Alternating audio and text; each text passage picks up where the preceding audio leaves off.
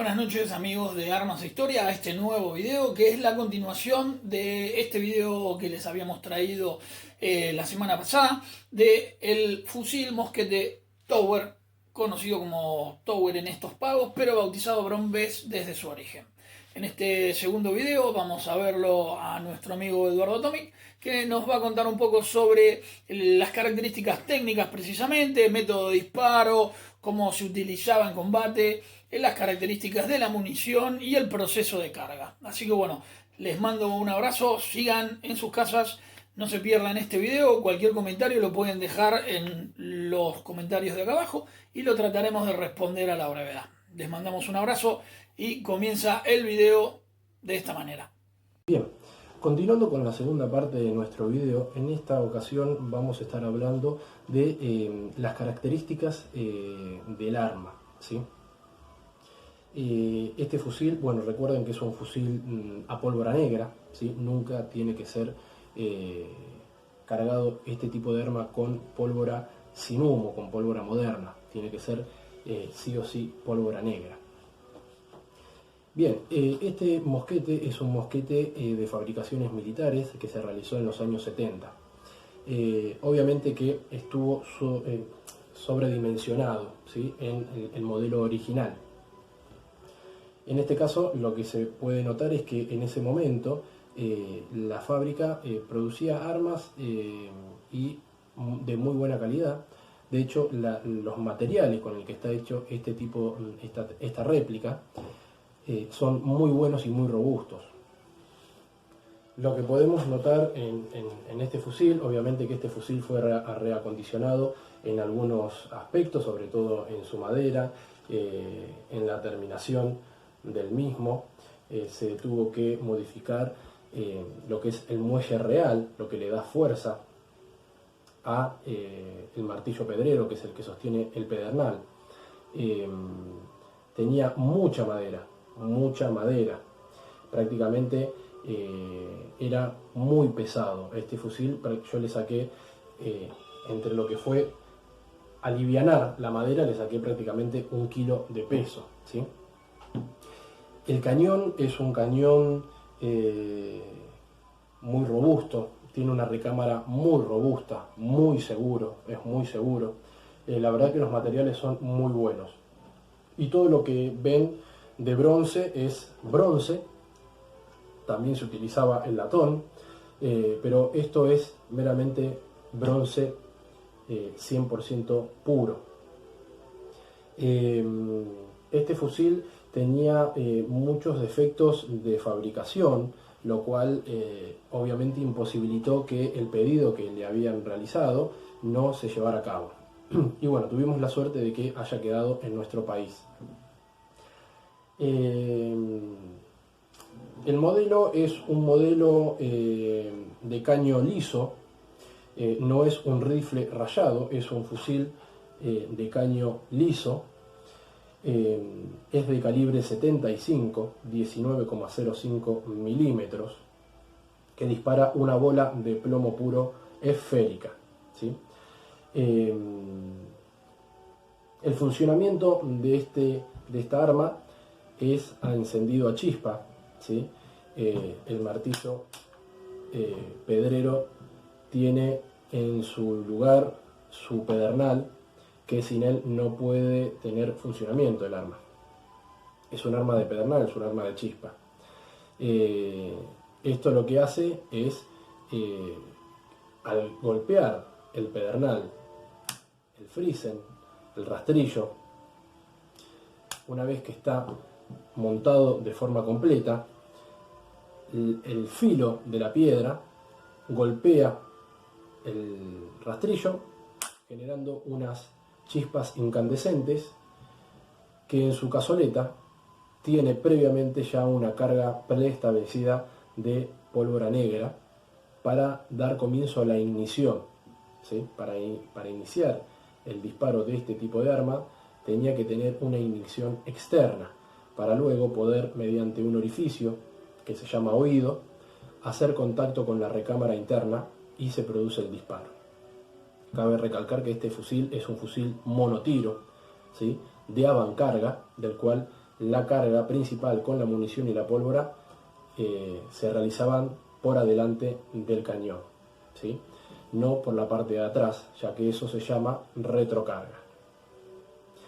Trato de explicarle de esta manera a aquellos que por primera vez están viendo este video y este tipo de temas a tratar, que es las armas de fuego de avancarga y pólvora negra. Tengan en cuenta, una vez más, como les dije, la pólvora negra era muy corrosiva. En esa época la pólvora, dependiendo del origen y la forma de elaboración, tenía distintos comportamientos dentro del fusil. Así que, bueno, era muy corrosiva y necesitaba tener un mantenimiento constante. Era muy fácil de que se pueda obstruir el oído y no haga contacto con la recámara, lo cual producía un fallo, ¿sí?, del cual podía encender la pólvora externa, pero no hacía combustión y bueno, no disparaba el arma. Y bueno, había que hacer obviamente un proceso. Este tipo de armas nosotros los tiradores la conocemos como la parte más romántica de lo que es el tiro con pólvoras antiguas y de pólvora negra. Junto con, obviamente, aquellos que tienen la posibilidad de disparar y tener fusiles de mecha o de rueda, ¿no? Toda esa parte, prácticamente, a mi entender, de 1722, cuando comienza ya este tipo de mecanismo a ser mucho más utilizable en los ejércitos y a nivel civil para la caza, todos los anteriores eran de una elaboración muy costosa. No estaban estandarizados los calibres.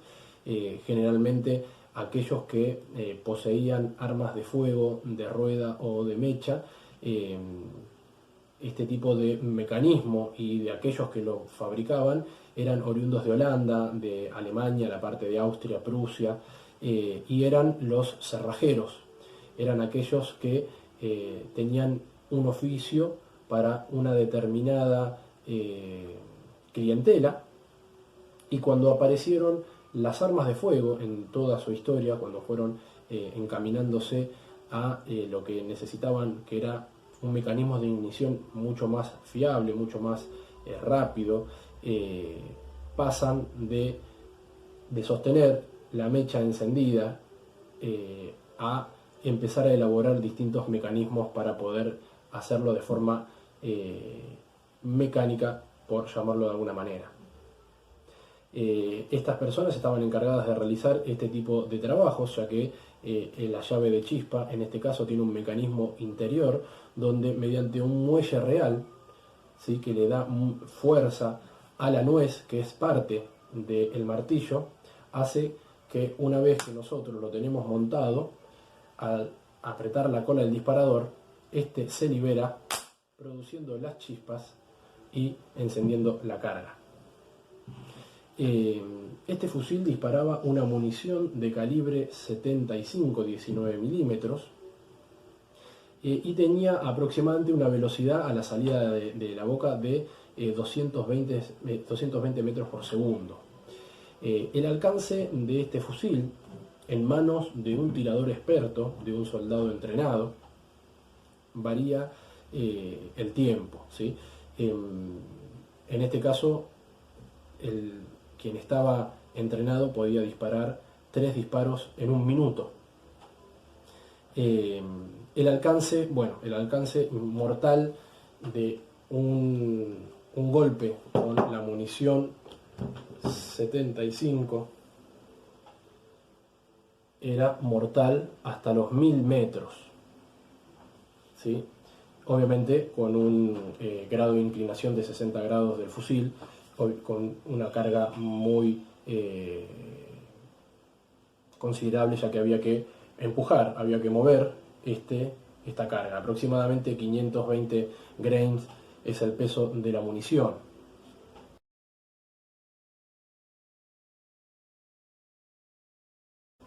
Tengan en cuenta que estos fusiles se disparaban en grandes volúmenes.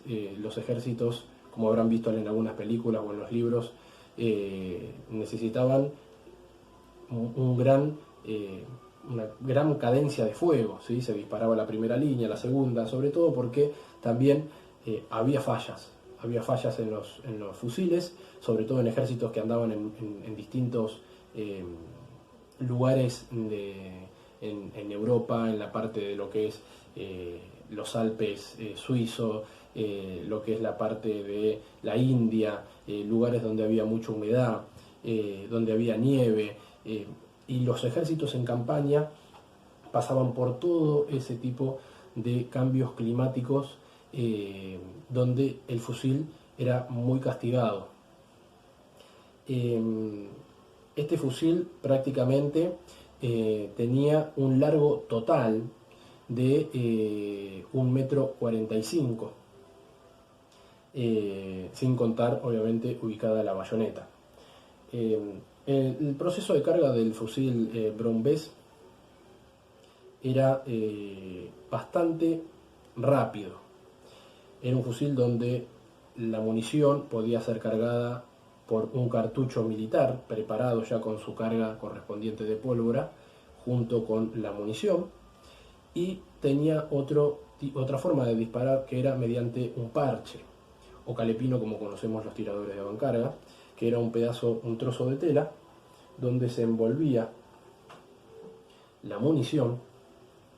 Esto era para que se pueda agarrar lo más posible al ánima del cañón y evitar que se escapen los gases, y bueno, tener la munición lo más firme posible a la hora de salir y no dar tumbos en el cañón si esta es disparada directamente al desnudo sobre la carga de pólvora, sin ningún papel, sin ningún parche, lo cual hacía totalmente imprecisa. Si bien estas armas eran imprecisas, pero para la época era un desarrollo muy grande. Se disparaban a 50 metros. Generalmente decían que los ejércitos se disparaban cuando veían el blanco del ojo del enemigo. A 50 metros se puede hacer blanco en un centro, ¿sí? en un blanco para la modalidad mosquete militar de chispa a 50 metros. Era efectivo hasta los 600 metros, ¿sí? Pero bueno, mortal, porque si se le daba una determinada inclinación al fusil con una determinada carga, tengan en cuenta de que en manos de un tirador experto ya sabía la carga, ya sabía de qué manera poder utilizarlo, pero eran muy imprecisas, ¿sí? La balística de la esfera es muy pobre en este tipo de armas. Bien, más o menos les di un repaso de lo que es el arma de avancarga de chispa Brown Bess del Imperio Británico. Tengan en cuenta que esta modalidad de chispa tiene todo su proceso, ¿sí? A diferencia de lo que es el arma de percusión, ¿sí? Cuando se modifica el encendido de chispa a percusión. Prácticamente con las pólvoras modernas el disparo es instantáneo, con pólvoras buenas y de buena calidad. Recuerden que el fusil, el mosquete militar, se diferencia del mosquete civil, ¿sí? El mosquete militar tiene, en este caso, como lo pueden ver, una baqueta metálica, ¿sí? Lo cual le daba un considerable peso a la hora de atacar la munición y poder bajarla con mucha más facilidad. El caño es un caño robusto, tiene una cantonera, lo cual lo hace un fusil muy firme a la hora de apuntar y de ubicárselo uno en el hombro a la hora de disparar. En particular, este fusil militar fabricado aquí en la Argentina en los años 70 tiene el peso prácticamente de lo que era un arcabuz de mecha de mediados del siglo XVII, ¿sí? Principios del XVII hasta mediados del siglo XVII, lo cual, bueno, obviamente que no tiene el peso original como tenían los originales de este modelo. Pero a la hora de disparar es un fusil muy seguro, al ser un fusil muy robusto. Así que, bueno, espero que les haya gustado esta pequeña introducción con respecto al fusil Brown Bess militar. Este mosquete británico tenía su banco de pruebas en la Torre de Londres, ¿sí? Tiene los punzones, tiene las marcas en todo lo que es la parte de todas las partes del arma. La G y la R con la corona era lo que se llamaba el punzón de pruebas de la Torre de Londres, y ese punzón principalmente identificaba que eran todos propiedad del rey inglés. Georgius Rex es lo que indica el punzón con la corona, abajo la G y la R.